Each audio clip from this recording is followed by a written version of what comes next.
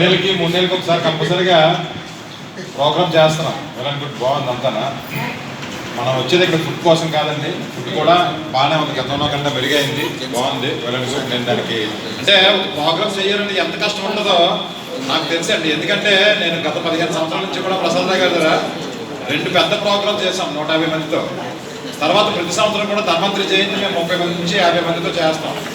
కనీసం నెల 2 నెలల నుంచి దాని కోసం నేను ఒక్కనే కుస్తీ పెడతాను. అందువల్ల దాని వెనకాల ఉన్న కష్టం నాకు తెలుసు.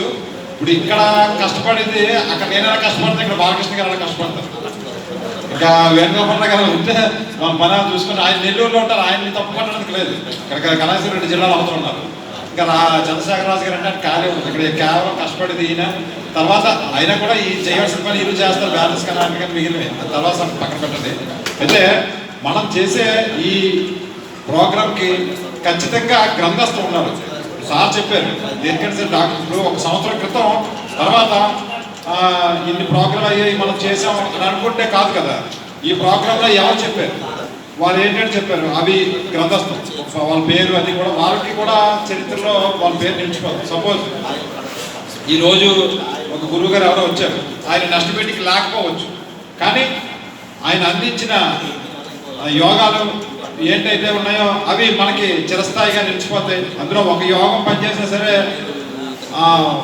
ఆ యోగం వాడుకున్న వాళ్ళు ఆయన పేరు ఆయన ఇప్పుడు నేను ఉండొచ్చు రేపవచ్చు కాలం చేయొచ్చు, కానీ నేను చెప్పిన యోగం ఉండిపోవాలంటే మీరు సంవత్సరానికో 2 సంవత్సరాలకు ఒకసారి చిన్న పుస్తకం లాగా ఒక 20 పేజీలో 30 పేజీలో 50 పేజీలో పుస్తకంలా దించితే మన సభ్యులే అంటే ఇక్కడికి వచ్చిన 50 మంది ఉన్నారు, కానీ మన సంఘంలో 500-700 సుమారు ఉన్నట్టున్నారు.